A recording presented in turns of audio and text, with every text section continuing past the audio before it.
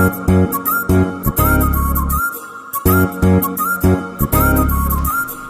વિદ્યાર્થી મિત્રો, હું શ્રી ડુંગરાણી મંગલમૂર્તિ વિદ્યાલય હોવાને તમારા સૌનું હાર્દિક સ્વાગત કરું છું. મિત્રો, આજે આપણે standard 12 physics chapter number 5 magnetism and matter એટલે કે ચુંબકીય ગુણધર્મો પદાર્થના અને ચુંબકત્વ લેક્ચર નંબર 4 જોવાનો છે. મિત્રો, આજે આપણે જે નવીન વસ્તુ એ જોવાના છે કે પૃથ્વી જે છે તેનું એટલે કે પૃથ્વીનું ચુંબકીય ક્ષેત્ર આપણે આજે જોવાનું છે. આપણે ચુંબકીય ક્ષેત્ર તો જોવાનું છે, પરંતુ કોનું? તો પૃથ્વીનું. એટલે કે વિદ્યાર્થી મિત્રો, તમે અભ્યાસ તો કર્યો જ હોય કે પૃથ્વી જે છે એક ચુંબક તરીકે વર્તે છે, જેનું પોતાનું કંઈક ચુંબકીય ક્ષેત્ર હોય છે, જે વિદ્યાર્થી મિત્રો ગત્યા ચુંબક કરતા તદ્દન વિરોધાભાસ હોય છે. મિત્રો, પહેલા આપણે પૃથ્વી દોરીએ એટલે પૃથ્વીનો ગોળો બનાવવો પડે. પહેલા રેડી? ધારો કે આ પૃથ્વીનો ગોળો છે. રેડી? હવે મિત્રો, પૃથ્વી જે છે એના ગોળામાં બે ધ્રુવ હોય. અહીંયાથી આપણે વચ્ચેથી આમ એને કરીએ એટલે કે આ જે છે આમ જોઈએ તો પૃથ્વી જે છે ભ્રમણે કરતી હોય, આ ધરીને અનુલક્ષીને એટલે આ દિશામાં આમ કરતી હોય એ ભ્રમણ. આને કહેવાય ભૌગોલિક ઉત્તર ધ્રુવ. ભૌગોલિક એટલે પૃથ્વીનો ઓરિજિનલ જે છે ઉપરનો ધ્રુવ એને કહેવાય નોર્થ. ભૌગોલિક ને કહેવાય જી એટલે જીઓગ્રાફિક એનG. આ એસજી એટલે કે જીઓગ્રાફિક સાઉથ એટલે કે ભૌગોલિક દક્ષિણ. બરાબર છે? આ ધ્રુવ જે છે એવું છે તો ભૌગોલિક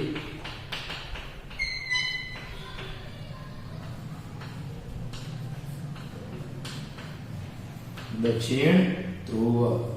રેડી? વિદ્યાર્થી મિત્રો, પૃથ્વીનું ચુંબકીય ક્ષેત્ર જે છે આ ભૌગોલિક ઉત્તર અને ભૌગોલિક દક્ષિણ ધ્રુવોમાંથી નથી. મિત્રો, એ જ વાત જે છે મેન છે પૃથ્વીના જે ધ્રુવો હોય કે જેને અનુલક્ષીને પૃથ્વી ભ્રમણ કરતી હોય છે તેને કહેવાય ભૌગોલિક ઉત્તર અને ભૌગોલિક દક્ષિણ ધ્રુવ. પરંતુ મહત્વની વાત એ છે કે આ જે છે એને અનુલક્ષીને પૃથ્વીનું ચુંબકીય ક્ષેત્ર નથી. હા, પ્રશ્ન એ છે કે પૃથ્વીને ચુંબકીય ક્ષેત્ર છે તો છે, તો પૃથ્વીનું ચુંબકીય ક્ષેત્ર કેટલું છે? એટલે કે પૃથ્વીના ચુંબકીય ક્ષેત્રનું મૂલ્ય પૃથ્વી જે છે એની સપાટી પર છે. અને કેટલું છે? તો સપાટી પર 10⁻5 ટેસ્લા ના ક્રમનું છે. એટલે મિત્રો, તમે થોડોક આઈડિયા આવી ગયો કે પૃથ્વીને ચુંબકીય ક્ષેત્ર પણ છે, જે પૃથ્વીની સપાટી ઉપર 10⁻5 ટેસ્લા જેટલું હોય છે. કમ્પ્લીટ. આ વાત થઈ ગઈ પૂરી. હવે દિશા કઈ હોય છે? પ્લસ. આ ચુંબકીય ક્ષેત્ર પૃથ્વીની સપાટી પર 10⁻5 ટેસ્લા છે, તો કોના લીધે છે? શેના કારણે છે? તો પૃથ્વીની સપાટી પર ચુંબકીય ક્ષેત્ર શેના લીધે અથવા તો કોના કારણે છે? કૌંસમાં લખી દે, કોના કારણે છે. તો શેના કારણે છે એવો પ્રશ્ન છે. તો વિદ્યાર્થી મિત્રો, પહેલાના જમાનામાં એવું માનવામાં આવતું કે પૃથ્વી જે છે એનું આ સેન્ટર છે એની અંદર એક મોટો જબર અહીંયા એક હેવી એટલે કે મોટો જબર વિશાળ ગજ્યો ચુંબક રહેલો છે. શું છે? ગજ્યો ચુંબક રહેલો છે. આવડો મોટો એટલે કે આપણને તો વળી તો બધા માણસો ખોદીને ચુંબક ન કાઢી લે. આ શું કે જવાબ પ્રશ્ન મનમાં થાય કે પૃથ્વીના અંદર એટલે કે પૃથ્વીની અંદર જ મોટો જબર ઉત્તર અને દક્ષિણ ધ્રુવ વાળો ગજ્યો ચુંબક રહેલો છે. આવું પહેલાના લોકો માનતા હતા. પછી જેમ જેમ સંશોધન થાતું ગયું ને, એટલે કે સંશોધન માણસો કરતા ગયા, વૈજ્ઞાનિકો, માણસ જ હોય ને વૈજ્ઞાનિક, સાયન્ટિસ્ટ, તેમ તેમ નવું પ્રસ્થાપિત થયું. તો નવું પ્રસ્થાપિત તો વળી શું થયું છે કે પૃથ્વીનું આ ચુંબકીય ક્ષેત્ર ગજિયા ચુંબકના કારણે નથી. તો પૃથ્વીના કેન્દ્રમાં આવે, એટલે કે પૃથ્વીનું સેન્ટર વચ્ચોવચ્ચ અહીંયા હોય, તો આ જે વચ્ચે તમારે એક સમઘન જેવો ભાગ બનાવો, તો એની અંદર જે છે એ લોખંડ અને નિકલ જે છે એના કારણે પૃથ્વી ચુંબકીય ક્ષેત્ર ધરાવે છે. એટલે એના પેટાળમાં, પૃથ્વીના પેટાળની અંદર લોખંડ અને નિકલ નામની ધાતુના લીધે પૃથ્વી જે છે પોતાનું ચુંબકીય ક્ષેત્ર 10⁻⁵ ટેસ્લા ધરાવે છે. આવું પ્રસ્થાપિત થયું, બોલો. પણ આવું પણ છે નહીં. હવે એ છે શું, એનું કારણ શું છે, હજી કોઈને મળી આવેલું છે નહીં પાછું. હા, તમે કદાચ ને મોટા વૈજ્ઞાનિક બનો ને તો તમારા માટે એક આ કારણ બાકી રાખેલું છે કે પૃથ્વી જે છે એનું ચુંબકીય ક્ષેત્ર શેના કારણે હોય છે, અથવા તો પૃથ્વી જે છે એની ઉપર 10⁻⁵ અને સપાટી પર 10⁻⁵ કેટલાનું ચુંબકીય ક્ષેત્ર છે. તો ચુંબકીય ક્ષેત્ર હોવાનું મુખ્ય કારણ, મેન કારણ શું છે? હાલો, એટલું તમારે જોવું પડે. હવે આપણે આગળ વધીએ તો પૃથ્વીનું ખરેખર ચુંબકીય ક્ષેત્ર એ S એટલે કે ભૌગોલિક S અને ભૌગોલિક N ધ્રુવના કારણે નથી. ખરેખર કોના કારણે છે? તો મિત્રો ભૌગોલિક N થી 11.3 ડિગ્રી નીચે જવાનું, એટલે કે આ સેન્ટર તો 11.3 ડિગ્રી ઢળતું આ રીતે. એટલે આ કહીશું આપણે ચુંબકીય નોર્થ, એટલે મેગ્નેટિક નોર્થ. આને કહીશું મેગ્નેટિક સાઉથ, એટલે કે ચુંબકીય ઉત્તર ધ્રુવ.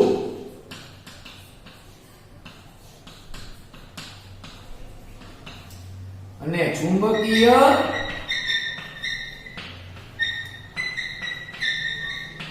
દક્ષિણ ધ્રુવ. તો વિદ્યાર્થી મિત્રો, એક પ્રશ્ન ખાસ કે શું, તો પૃથ્વીનું ચુંબકીય ક્ષેત્ર જે છે એ અહીંથી, એટલે કે ભૌગોલિક ઉત્તર ધ્રુવથી 11.3 ડિગ્રી નમેલું, ભૌગોલિક ઉત્તરથી 11.3 ડિગ્રી નમેલો ચુંબકીય ઉત્તર ધ્રુવ હોય છે, અને દક્ષિણ ધ્રુવથી 11.3 આમ જ શું હોય, ચુંબકીય દક્ષિણ ધ્રુવ. તો આ ધ્રુવ ક્યાં હોય? આ ધ્રુવ જે છે એ એન્ટાર્કટિકામાં હશે. જ્યાં એન્ટાર્કટિકામાં. આ ધ્રુવ છે ઉત્તર કેનેડા. તમને ખબર છે બે કેનેડા છે, એક ઉત્તર અને દક્ષિણ. તો ચુંબકીય ક્ષેત્રનો ઉત્તર ધ્રુવ ઉત્તર કેનેડામાં કઈ છેદે છે, અને ચુંબકીય દક્ષિણ ધ્રુવ એન્ટાર્કટિકામાં કઈ છેદે છે, એમ કહી શકાય. લાસ્ટ ધ્રુવ આવડા બે થાય પૃથ્વીના. રેડી? તો વિદ્યાર્થી મિત્રો, ચુંબકીય ક્ષેત્ર જે છે આ અહીંયાથી હશે, તો અહીંયાથી હશે, અહીંથી હશે. રેડી? ઓકે, આટલી સમજણ પડી ગઈ તમને? ઓકે, તો હવે આગળ વધીએ. તો વિદ્યાર્થી મિત્રો, હવે પૃથ્વીનું ચુંબકીય ક્ષેત્ર કેવું હોય છે? તમે બધા ગજ્યો ચુંબક લીધો હતો કે ગજ્યા ચુંબકમાં N ધ્રુવ હોય, S ધ્રુવ હોય. N માંથી ચુંબકીય ક્ષેત્ર બહાર નીકળે, S માં દાખલ થાય અને પાછું S થી N તરફ, N થી બહાર નીકળે, S માં દાખલ થાય અને પાછું S થી N તરફ. રેડી ને? આવું તમે લીધું હતું. આ જે છે ગજિયા ચુંબકનું ચુંબકીય ક્ષેત્ર હતું, જ્યારે પૃથ્વીનું ચુંબકીય ક્ષેત્ર આના કરતા તદ્દન ઉલટું હોય. બોલો. તો ઘણા વિદ્યાર્થી કહે સાહેબ, હવે હું તમે વાત કરો છો આની કરતા ઉલટું. હા, પૃથ્વીની અંદર ચુંબકીય ક્ષેત્ર S માંથી બહાર નીકળે અને અહીંયા N માં દાખલ થાય, અને N થી S તરફ હોય. સમજી ગયા મેં કીધું ઈ? હું S માંથી બહાર નીકળે અને N માં દાખલ થાય, અને S થી આમ દાખલ થાય N માં, s માંથી બહાર નીકળે. અહીંયા શું હતું? n માંથી બહાર નીકળે, s માં દાખલ થાય. જ્યારે અહીંયા પૃથ્વીનું ચુંબકીય ક્ષેત્ર અને ગજિયા ચુંબકનું ચુંબકીય ક્ષેત્ર એટલે કે ચુંબકી સોય રહી શકો તમે મેગ્નેટિક નીડલ પર, એના ચુંબકીય ક્ષેત્ર તદ્દન ઉલટા છે. ગજિયો ચુંબકનું ચુંબકીય ક્ષેત્ર કેવું છે? n માંથી બહાર નીકળે અને s માં દાખલ થાય. જ્યારે પૃથ્વીનું કેવું છે? s માંથી બહાર નીકળે અને n માં દાખલ થાય. બોલો, વિરુદ્ધ. આના કરતા તદ્દન વિરુદ્ધ ભાસ, તદ્દન ઉલટું છે. તો છે, બરાબર છે. એમાં કઈ કોઈ ના ન પાડી શકે કે સાહેબ આમ નો થાય, આમ જ થાય. આ કેમ થાય? તો આમ જ થશે. એમાં કઈ કોઈ સુધારો કરી નહીં શકે. એટલે આપણે અહીંયા લખી શકીએ નવીન પોઈન્ટ. ચુંબકીય ક્ષેત્ર છે તો કોણ જ છે? તો મેં કીધું ગજ્જો ચુંબક છે અને અંદર કેન્દ્રમાં જે છે શું છે? લોખંડ અને નિકલ. અને બીજી વાત છે કે પૃથ્વીનું ચુંબકીય ક્ષેત્ર, કોનું? પૃથ્વીનું ચુંબકીય ક્ષેત્ર S થી n તરફ હોય છે, જે ગજિયા ચુંબક કરતા તદ્દન વિરોધાભાસ દર્શાવે છે. અને વિરોધાભાસ છે જ તે. એટલી વાત તમને સમજણમાં આમ તો આવી ગઈ હોય. હવે આપણે થોડીક આગળ વાતની ચર્ચા કરીએ. આ જે રેખાઓ છે એ ઊંચી કાઢી, પાછું ફરીવાર બધું આ લખવું પડશે. નામ એન્ટાર્કટિકા, કેનેડા, બરાબર છે.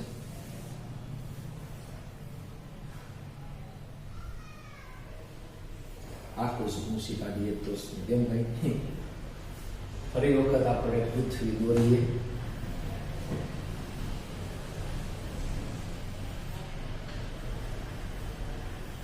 રેડી મિત્રો? પૃથ્વીનો ગોળ થોડોક અહીંથી ફેલાઈ ગયેલો છે, વાંધો નહીં. આ જે છે તમારે NG એટલે કે ભૌગોલિક દક્ષિણ ઉત્તર, ને આ જે છે ભૌગોલિક દક્ષિણ SG. ચુંબકી ક્ષેત્ર જે છે 11.3 નમેલ. રેડી? કેટલું નમેલ મિત્રો? ખાલી 11.3. અહીંથી ખૂણો જે છે 11.3 ડિગ્રી. આને કહેશું NM એટલે કે ચુંબકીય ઉત્તર. આને કહેશું SM ચુંબકીય દક્ષિણ. હવે મિત્રો જે ચર્ચા કરવાની છે વિષુવ રેખાની છે. કોની ચર્ચા છે? વિષુવ રેખા. મિત્રો આ પૃથ્વીને તમે આમ ઊભા ભાગ, અહીંયા જે રેખા મળે આ રીતે તમારે ઈ મળે તમને વિષુવવૃત્ત. પણ એની જે રેખા હોય વચ્ચેથી, આ એને કહેવાય વિષુવ રેખા. શું કહેવાય? વિષુવ રેખા. અને આ જે તમને વૃત્ત મળે એને કહેવાય વિષુવવૃત્ત. અને શું કહેવાય? વિષુવવૃત્ત. જે આડું મળે એને વિષુવવૃત્ત કહેવાય. એટલે સમજણ પડી ગઈ. ખાલી તમને જેટલું કહે એટલું જોવાનું છે. એ જે છે ભૌગોલિક છે, આને એક્ઝેક્ટ કેવું હોય તો 90 ડિગ્રી હોય. આ રેખા જે છે એને 90 ડિગ્રી, એને કહેવાય ભૌગોલિક વિષુવવૃત્ત. કેવું વૃત્ત? તો ભૌગોલિક. એટલે કે ભૌગોલિક ઉત્તર અને ભૌગોલિક દક્ષિણનું શું હોય? તો ભૌગોલિક વિષુવવૃત્ત હોય. તો એનાથી એક્ઝેક્ટ કેટલા ડિગ્રી? એટલે કે અહીંયા તમારે લેયો થોડુંક નમેલ, એટલે કે અહીં ત્યાં પધર, એટલે કે તમે એક આમ રેખા દોરો. કેમ દોરો? અહીંયા એટલે કે આમ રેખા દોરો. તો આ શું હોય? વિષુવ રેખા. પણ કેવી? ચુંબકીય વિષુવ રેખા. કેવી? ચુંબકીય વિષુવ રેખા. રેડી? તો એનું જે વૃત્ત આવે એ તમારે કેવું આવશે? તો અહીં જેમ આવશે ને, તો એને કયું વિષુવવૃત્ત કહેશું આપણે? તો આને કહેશું આપણે ચુંબકીય વિષુવવૃત્ત. એટલે કે ચુંબકીય વિષુવવૃત્ત. રેડી? એટલે મિત્રો પૃથ્વી જે છે ને વચ્ચો હોય છે, આ રીતે આખું વૃત્ત હોય ને કહેવાય વિષુવવૃત્ત. આમાં ઘણા વૃત્ત આવે. કર્કવૃત્ત આવે. એ કર્કવૃત્ત જે છે ને, કર્કવૃત્ત, એની કર્કવૃત્ત આપણે કચ્છ જે છે એમાં અહીંથી પસાર થાય છે. બરાબર છે? આ તો મિત્રો આપણે વિષુવવૃત્તની વાત છે. રેડી? લા થઈ ગયું તમારે વિષુવવૃત્ત. કેવું? તો ચુંબકીય વાય દેખાય ને કેવું છે? ચુંબકીય. આ જે છે ઈ ભૌગોલિક. જે કેવું હોય? ભૌગોલિક ઉત્તર અને દક્ષિણ ધ્રુવને કેવું હોય? લંબ. એક્ઝેક્ટ કેટલો ખૂણો હોય? 90. તો ચુંબકીય ની હારે 90 નો ખૂણો બને એ કેવું હોય? ચુંબકીય વિષુવવૃત્ત. બરાબર છે, અને ચુંબકી વિષુવ રેખા હોય. ટૂંકમાં બે વિષુવવૃત્ત તમારે આવે. બરાબર છે. હવે વિદ્યાર્થી મિત્રો, તમારે અક્ષાંશ અને રેખાંશ તમે દોરી શકો. હવે અહીંથી તમે જે આડી આમ દોરો છો એ બધી તમારે થાય અક્ષાંશ. બધી શું થાય મિત્રો? એ અક્ષાંશ. જો આમ કેવી અક્ષાંશ થાય. હો, અને તમે ઊભી આમ દોરો એ બધી તમારે શું થાય? પૃથ્વીની સપાટી ઉપર આખી આમ વર્તુળ એ થાય તમારે રેખાંશ. ઊભી જે છે એ બધી રેખાંશ, અને આડી જે છે એ બધી અક્ષાંશ. તો મિત્રો ખરેખર ચુંબકી ધ્રુવ તમારે n થી આમ થોડાક નમેલા હોય છે. એ કેટલા નમેલા હોય તો મિત્રો એ ઉત્તર ધ્રુવનું સ્થાન 79.74 ડિગ્રી નોર્થ હોય, અને અહીંયા કયો ધ્રુવ હોય? તો ઈસ્ટ ને વેસ્ટ. તો વેસ્ટ ની સાથે એનો એંગલ 71.8 ડિગ્રી હોય. મિત્રો તમને વાત કહું છું હું છે, એટલે તમારે નોર્થ જે છે કેટલો થવો જોઈએ? 79.74 ડિગ્રી, અને વેસ્ટ ટુ કેટલું થવું જોઈએ? 71.80 ડિગ્રી, એટલે કે અહીંયા જ આવે. તો ઈ તમારે શું થાય? રેખાંશ જે છે આ રીતે ભેગો થવો જોઈએ, અને અક્ષાંશ આ રીતે ભેગો થવો જોઈએ. જ્યાં બે મેચ થાય ઈ પોઈન્ટ તમારો થાય ચુંબકીય ઉત્તર ધ્રુવ. મિત્રો આ જે છે એને કહેવાય લોંગિટ્યુડ અને લોંગિટ્યુડ અને લેટિટ્યુડ. શું કહેવાય? લોગ અને લેટ. લોંગિટ્યુડ અને લેટિટ્યુડ. મિત્રો આ શું છે તમને કહી દઉં. આ જે છે તમારે આખી પૃથ્વીના ખૂણા છે. 180 નું ટન હોય તો 360 નો ટન હોય તો એની અંદર તમારે આ માપવામાં આવે. આ રીતે મિત્રો કોઈ પણ તમે જીપીએસ નો ઉપયોગ કરતા હોય એટલે કે લોકેશન જાણવા માટે, તો મિત્રો આ શું જણાવે છે? લોકેશન છે. લેટ, લોંગ અને વચ્ચે શું છે? લેટ અને લોંગ, એટલે લેટિટ્યુડ અને લોંગિટ્યુડ. તમારે જે મોબાઈલ આવે એની અંદર તમે ગૂગલ મેપ ની અંદર લેટિટ્યુડ તમે નાખી દો. સપોઝ આ લોંગિટ્યુડ બદલે લેટિટ્યુડ ચાલો 79.74 ડિગ્રી એન્ડ લેટિટ્યુડ નાખો, અને પછી 71.8 ડિગ્રી વેસ્ટ લોંગિટ્યુડ નાખો. મિત્રો તમારે આ પોઈન્ટ આવશે. કયો આવશે? આ. અને દક્ષિણ માટેની વાત છે તો એની માટે મિત્રો નોર્થ કેટલો છે? 79.74 ડિગ્રી. એ તમારે શું આપેલું છે? તો એ તમારે મિત્રો જુઓ સાઉથ દિશામાં, એટલે કે અહીંયા દક્ષિણ તરફ. રેડી? આ દક્ષિણ, અને 108 પોઈન્ટ સમથિંગ તમને જે છે મિત્રો હું આપેલું છે, આને 108.22 ઈસ્ટ આપેલું છે, એટલે 22 ડિગ્રી ઈસ્ટ. એટલે કે અહીંથી જે છે ઈસ્ટ અહીંયા થાય, આ ઈસ્ટ, આ વેસ્ટ, આ નોર્થ, અને આ સાઉથ. તો સાઉથ થી કેટલું? તો 79.74 ડિગ્રી, અને ઈસ્ટ નું કેટલું? એટલે કે 108.22. એટલે કે તમારે અહીંયા એક્ઝેક્ટ પોઈન્ટ આવે. ક્યાં આવે? અહીંયા પોઈન્ટ. તો તમારે સીધો જ તે એશિયા એટલે કે એન્ટાર્કટિકા બતાવશે. શું બતાવશે? એન્ટાર્કટિકા, પૃથ્વીની અંદર. અહીંયા શું બતાવશે? તમારે સીધું જ તે ઉત્તર કેનેડા. તો એના લેટ લોંગ શું છે? લેટિટ્યુડ અને લોંગિટ્યુડ છે. આ બીજું કઈ નવીન છે નહીં. એટલે કે તમારે જીપીએસ ની અંદર આ બે નંબર રાખવાનો હોય. મિત્રો હંમેશા કોઈ પણ પૃથ્વીનું સેન્ટર એ જો છેદતું હોય, જો અક્ષાંશ અને રેખાંશ ને છેદે. જો તમે આ અક્ષાંશ તો અહીં રેખાંશ હોય, છેદે અક્ષાંશ છેદે અક્ષાંશ. હવે એક નો હોય, આવી લોટ ઓફ હોય. કેવું હોય? આવી લોટ ઓફ. તો એકાદું તો છેદતું જ હોય, એટલે ત્યાં તમારે ઈ પોઈન્ટ આવેલું હોય છે. ટૂંકમાં એવું કહેવા માંગે છે. કોણ? તો આ 79.74 ડિગ્રી નોર્થ અને 71.80 ડિગ્રી વેસ્ટ. મિત્રો હવે આપણે આપવામાં ઉતારી ઉતરીએ, થોડીક વાત કરી નાખી હલકાઈથી આપણે, એટલે પૃથ્વીનું ચુંબકી ક્ષેત્ર વધી જાય તો કમ્પ્લીટ થઈ જાય અને આપણે આગળ વધી શકીએ. તો જુઓ, તો પહેલા તમારે પૃથ્વી પાછી દોરી પડશે. રેડી? થોડીક ચોરસ લંબગોળ થઈ ગઈ. ચોરસ તો ન હોય, ગોળ થાય, લંબગોળ.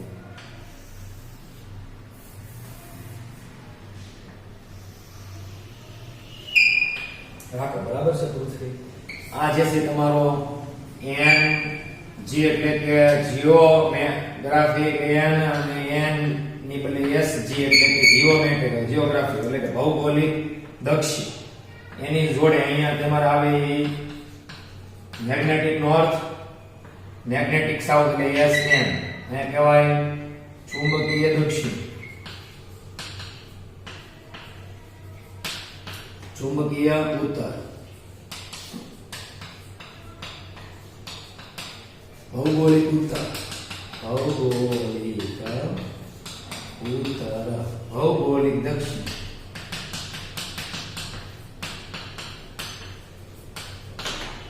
એક્ઝેક્ટ લંબ કોને?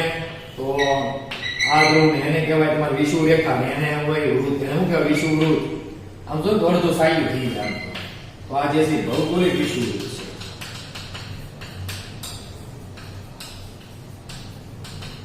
હવે આવશે ચુંબકીય વિષુવૃત્ત. એક્ઝેક્ટ આને લઈને રેડી? તો આવું આને કહેવાય ચુંબકીય વિષુવવૃત્ત. મિત્રો આપણે ખાલી થોડું કહેવાનું કે આકૃતિ પાછી મળવી પડે. શું કહેવા માટે? કે ખરેખર ભૌગોલિક ઉત્તર ધ્રુવ અહીંયા છે ને ચુંબકીય ઉત્તર ધ્રુવ અહીંયા છે, ચુંબકીય દક્ષિણ ધ્રુવ અહીંયા છે ને ખરેખર અહીંથી ચુંબકીય ઉત્તર બહાર નીકળે, રેસમાંથી બહાર નીકળે અને એનમાં દાખલ થાય. આવું કેમ? બરોબર કે નહીં? તો આવું એટલા માટે કે જ્યારે તમે ચુંબકીય ક્ષેત્ર આની આમ રાખો તો તમે 100 મૂકો. હું મૂકો મિત્રો 100 મૂકશો ને 100 ચુંબકીય. તો તમારે આવું એટલા માટે કે ચુંબકીય 100 આ રીતની હોય એટલે કે ધારો કે આ જે તમારો NS બને અને આ SS બને, લાઈન નીકળે એકબીજાની શું થઈ જાય? રેડી છે? એટલે મિત્રો અહીંયા જે છે શા માટે પૃથ્વીના ચુંબકમાંથી આપણે S ધ્રુવમાંથી ક્ષેત્રરેખાઓ બહાર કાઢી ને શા માટે નીકળે છે એની ચર્ચા કરવી છે. છેલ્લો પોઈન્ટ આ પૃથ્વીના ચુંબકીય ક્ષેત્રમાં એટલા માટે નીકળે છે જ્યારે તમે ચુંબકીય સોયને આ રીતે અહીંયા મૂકો ત્યારે એ સોય આ રીતે સેટ થાય એટલે એમાંથી ક્ષેત્રરેખાઓ બહાર નીકળે એટલે આ બે જે છે મેચ થાય કે મેચ થાય. રેડી ને? એટલે કે શું થાય? તો તમારા ચુંબકીય સોય મિત્રો ઓલરેડી N અને S ડિરેક્શનમાં ગોઠવાય. ક્યાં ગોઠવાય? તો ચુંબકીય સોય તમે અહીંયા ગજ્જો ચુંબક પણ મૂકી શકો છો. ચુંબકીય સોયની જગ્યાએ